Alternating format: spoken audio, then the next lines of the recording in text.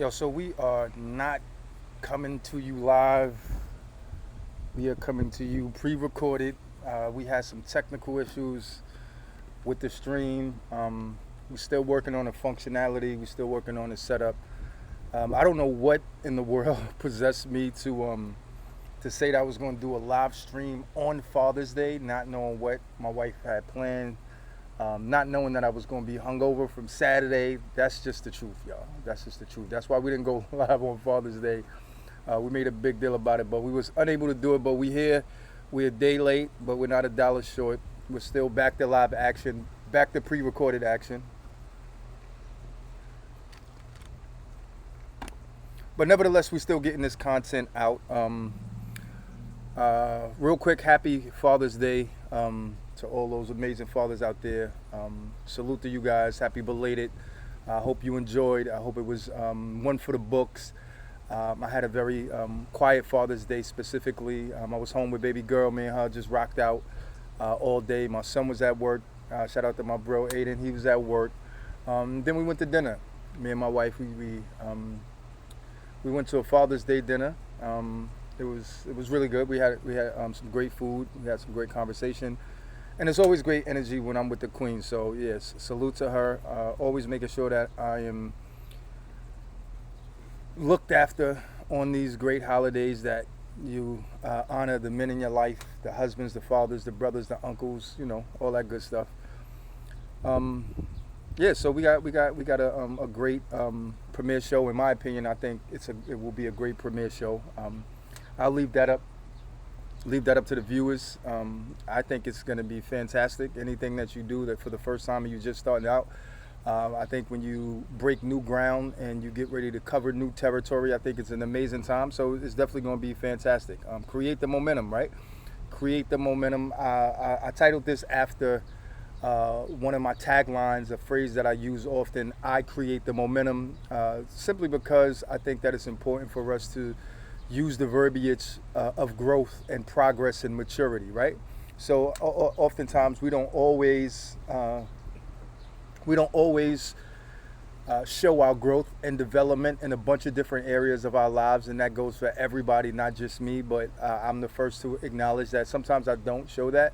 But as long as I keep a positive outlook and I keep the words of positivity in my mouth, I'll definitely get there someday. I'll never be perfect. We'll never be perfect, but we'll best believe we'll get to that place of, I like to say, greatness, but that place of that those goals that we setting for ourselves, we'll definitely get there if we use language that's consistent with the universal order of things. So I create the momentum. I'm creating the momentum for my life. I hope you are doing the same. I want to encourage you to do the same. I want to encourage you to consistently grow, evolve, and be a visionary for your own life. Not for nothing specifically, not necessarily for a business, not for making no money, but just a visionary for your own life. There's a bunch of different areas that we need to see beyond where we are. Right, so we need to see beyond where we are, and if we can look just a little bit further, you might be surprised on what you can see. And I was also told there's a saying that if you can't see it, you can't get there. So I'm always looking forward, never neglecting the now, but I'm always looking forward and being positive and attempting to create that minimum for my life. So with that being said, shout out to everybody who may be viewing this by way of the recording. Definitely is going to be recorded because we couldn't do the live. We tried to do it, didn't work out for us, so we decided to do a pre-recorded video. Again, this is June the 17th, I believe it is, the day after Father's Day. I might be correct. Don't quote me on that. June 17th, Monday. There's a bunch of things happening right now. More importantly, we're here together, and if you in earshot of this, salute to you because you're still here with us, and we all here together, right? I wanted to talk about a couple things. The first thing was Bun B. I know I put up the little thumbnail. It had Bun B, it had Gillie, it had King Von, and some other people. But I wanted to put that up because I was looking online, and I saw that Bun B had testified in court, and some people were like, "Yo, Bun B's a snitch. Bun B's ratting. He's on the stand. Blah blah blah." All of that, they're good. That's good for sound bites. But when you really look at the story, and I'm gonna play the story in a minute. I'm gonna play it so you can be the judge for yourself. when you really look at the story, you can tell that what Bun B did is actually necessary, and it's important for us to recognize what side we on. Like, what side we on? What are we doing out here? But here's the story. I'm gonna pull it up for you guys.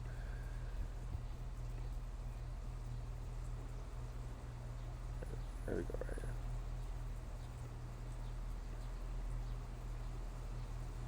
Edition of The Factor Uncensored. First up tonight, a side of Bun B the public rarely gets to see. He got emotional in court today, testifying in the sentencing hearing for the man charged with breaking into his home and putting a gun into his wife's head back in 2019. That suspect's name is DeMonte Jackson. Bun B, whose real name is Bernard Freeman, says he was in the restroom when everything started, but he knew something was wrong when he heard the fear in his wife's voice, Queenie. He says his wife is still affected by the incident. Yeah, so this case is from 2019. But there are times where she gets closed off. She can't communicate. And I get so angry all again because she didn't deserve it. She didn't ask for this. There was a shootout between Bun B and Jackson in the garage of his home. Bun shot the masked suspect before he ran off and ran away. My next guest has more details on the case and when the hearing will conclude.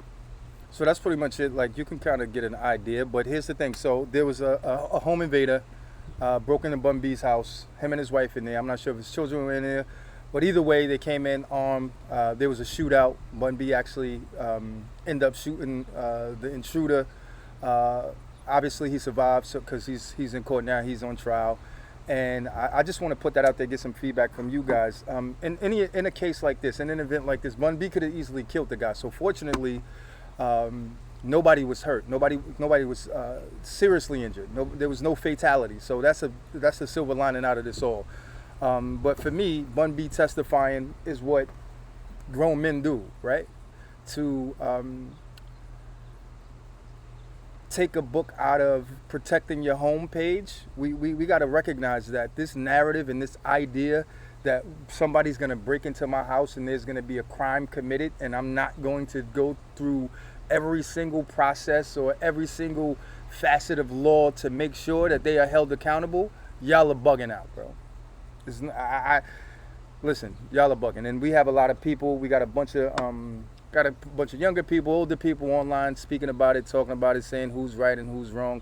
Ultimately, I would have done the same exact thing. No ifs, ands, or buts about it. He's lucky he didn't get killed in that home invasion.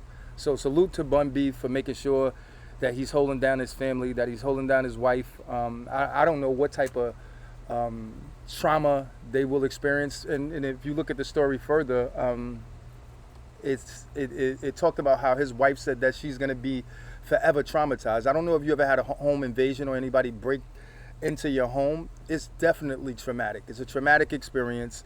A lot of people need therapy afterwards. A lot of people need counseling.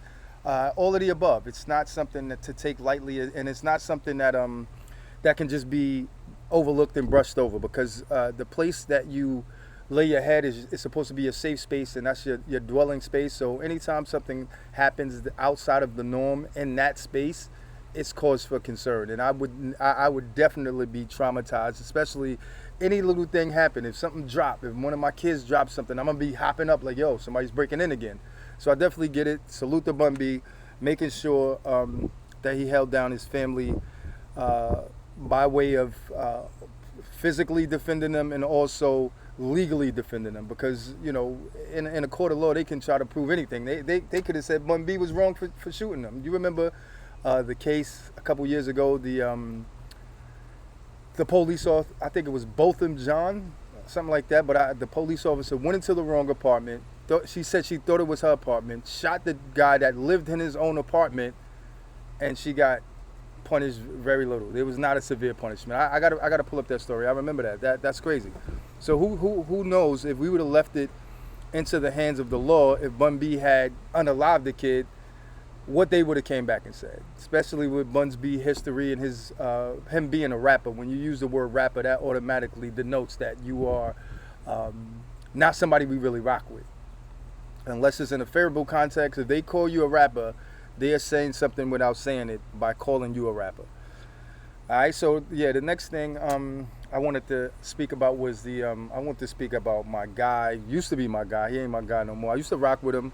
I definitely understand it. And even now, he may talk with some sense every now and then, but he's a walking contradiction. On one end, he's about uplifting the community and speaking up for what's right, and then on the flip side, he's disrespecting people's unalive family members. He's disrespecting people's mother, and that's none other than the man himself, Charleston White. Bro, gotta chill, bro. Gotta chill. I get it. We've all had loved ones that were not necessarily living a righteous path. But ultimately, you can't bring no vitriol against their family members for what they did, bro. You're dead wrong for that, champ. You need to chill out. So the latest drama involving Charleston White. Apparently, King Von's sister saw him at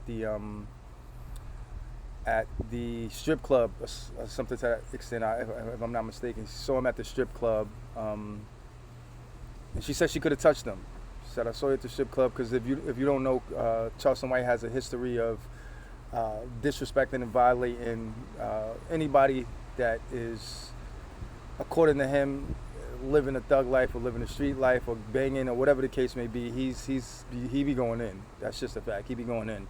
And he didn't have too many nice words to say about King Von, so his sister was like, yo, when I see you, I'm gonna pull up on you. So she happened to see him, and she said she could have touched him. Then this guy comes back, and he goes in on King Von's mother. Listen, let me see if I can pull up this. It's just so disgusting and so disrespectful, because I have loved ones who've lost children. And someone who's I've lost the children personally myself. So someone who's lost a child should never be subject to dealing with any type of energy and verbal abuse and assaults after they lost their child. That's come on, bro. That's too much. Like I said, I was rocking with him for a minute, and then based on what he was saying, based on the information he was giving out. Supercharge your business with the all-new Shopify point of sale. He's taking it too far. So I'm going to play this clip for y'all. Let's see. What's up with it? Tune in to the show, man. Say, man, it's a lot of things going on. Hear what he got to say. But I'm going to be back in 1 second. Ain't no more Von. It's over with for Von. He ain't no motherfucking king. He is in hell where he belongs, burning with the rest of the demons. Von gone. Ain't no more Von. What kind of car King Von had since he was a king? What kind of car did he have? He ain't even had no house. And he ain't had nowhere to live. What kind of car King Von had? King Von ain't King Von, it's King Tim. King Tim knocked King Von off the throne. Now King Von ain't King Von no more. He on his back looking up with bones. He ain't even got skin. So if you don't know, Tim is Little Tim that actually was the one that shot King Von when they had the little scuffle. So that's who he's referring to. Ain't on his ass no more. Lil Timmy did that. King Von, Lil Timmy wasn't with that rapping shit. He got Lil Timmy fucked up. So he got Lil Timmy Tom fucked up. Y'all think Lil Timmy Tom? Yeah, Lil Timmy Tom is the nigga. Timmy Tom killed the nigga. That make him the nigga. Timmy wasn't with that love. I went to 7 strip club last night. There wasn't no police around. King Von's So this is sister when he wasn't starts to ready to talk go about meet Von. And King niggas, they Von, was gonna be or hugging speak and to rubbing her. their elbows together. Had that little girl hit me. Yeah. Bitch hit me. I turned into my hand turned bisexual. Bitch, she pow. had my white daughter. My white daughter slapped me. I knocked her head off her shoulder. I swear to God I did. And a nigga hit me. And I'm out on 2 bonds for it right now. Bitch. Yeah. But like I said, man, manager also. So, I mean, I really don't have much commentary for that. It's nonsense. It's foolery. It's just over the top. I really don't have any words. I don't have the intellectual ability to entertain that. He seems to be a trending topic all the time, most of the time for the wrong reasons. I heard him on a couple of interviews say that it's an act, and in that context, I do understand if it is an act. Ultimately, he runs around bragging about how much he's done for the community, how many community board meetings he sat in, and so forth and so on. But at a certain point, when you're in the spotlight and you have an opportunity to speak to the people, that type of talk shouldn't be coming out of your mouth. That type of energy is not necessary. That type of energy doesn't bring us together. All that type of energy does is just separate us. So I'm off that. We off that.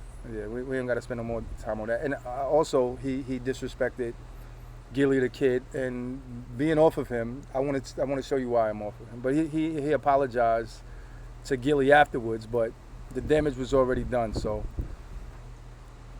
basically, I'm starting to really see that homie is a clout chaser.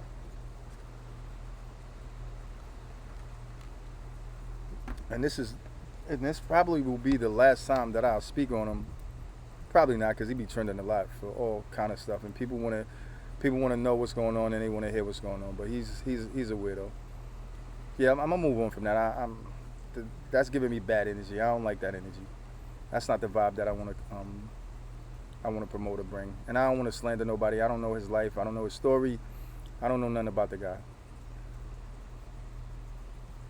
So what I will do, though, is go into something a little more interesting, which was the Gervonta Davis and Frank Martin fight. Woof. If you didn't see that, you didn't miss nothing. It was the same thing. It was regular work for Gervonta. Shout out to Gervonta, holding it down, retaining his title. Gervonta, he might be there's no question about it. He is the number one pound for pound best right now, and especially in the lightweight division, he's the number one all around. He has the biggest draw. Like he's the next Floyd. I won't even say he's the next Floyd. He's his own man. He's separated from Floyd and Mayweather Promotions, so he can be his own man. So salute to him. I love what he's doing. I'm gonna show y'all a little clip. If you ain't see the fight, I know you saw the fight, but if you didn't see it, I'm gonna show y'all a clip of the 8th round knockout. Frank Martin. I kind of knew Frank Martin wasn't ready. I kind of knew. I believe the hype. You know, when they selling a fight, they got to do whatever they can to kind of get you interested in the fight. Gervonta got like 30 fights, and Frank Martin had 17 fights. I was listening to Shakur Stevenson saying that, Frank Martin started a little late in his career. I think Gervonta said it then. Shakur was repeating. He was saying, yeah, like he definitely is not ready. It takes more time, but it was a good fight. Frank was doing his thing in the beginning. Frank was sticking and moving, and then at some point, Frank just kind of got figured out, for lack of a better term. He just kind of got figured out. Gervonta figured him out.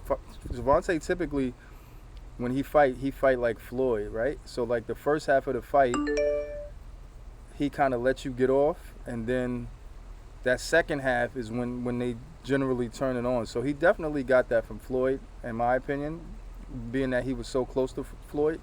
So he probably knows that, it's about conditioning.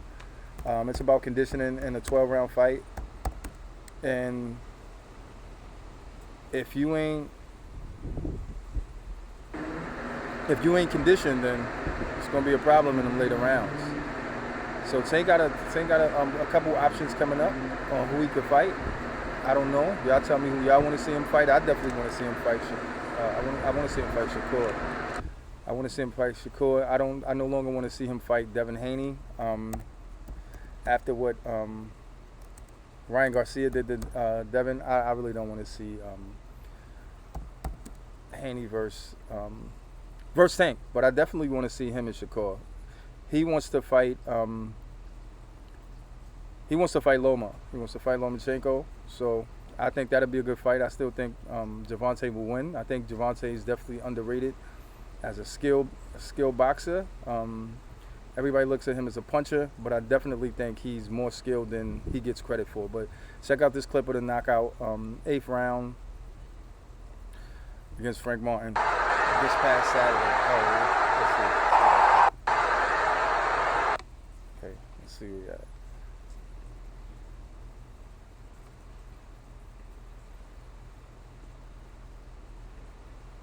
but I definitely want to see the Shakur fight. I don't know if he will fight Shakur. I don't know. We'll see. Here's the highlights right here for those of you that didn't see it. Gervonta Tank Davis, 5th appearance in Las Vegas, headlining his 7th consecutive pay-per-view, and in the main event here on the 100th championship fight night at the MGM Grand Garden Arena for the first time. As a reminder, be on commands at all times, protect yourself at all times. Touch him up, Bill up. The Ghost, Martin, the Bell, and round 1, and Davis having a little fun with the whole Ghost nickname.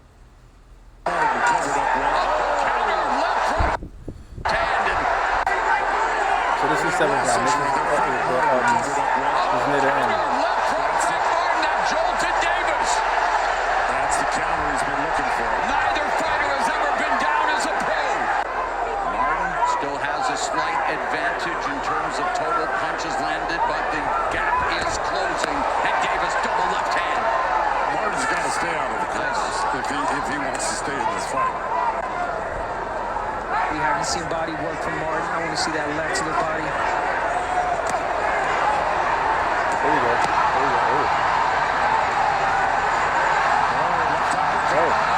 It was the left uppercut that did it. That was sensational. More people are talking about the backflip than they're talking about the actual cycle. The backflip was ill though. I don't know if you saw that picture, but there's a picture going around with him in mid-air like that. Yes. Here's the corner. Frank should not be in there. We were talking about that. He's just setting himself up for big trouble here. There's the uppercut, and there's the left hand. Wow! Once he stunned him with that uppercut. Yeah, that fight was awesome. It was dope. We had a great time watching it. I kind of wanted. I didn't know who was gonna win. I kind of had some hope for Frank Martin. I would say I had hope for him. I saw he was an up and coming. The thing about that is everybody, listen, whether you're up and coming or not, how many professional fights you had is very important. But on any given Sunday, any given Saturday, it can happen. So this is boxing. This is not like some 100% factual, unless you're Floyd Mayweather, then that's different. And Gervonta's on his way to matching that same energy that Floyd had. But I thought the fight was dope. He has a couple people that he can fight right now.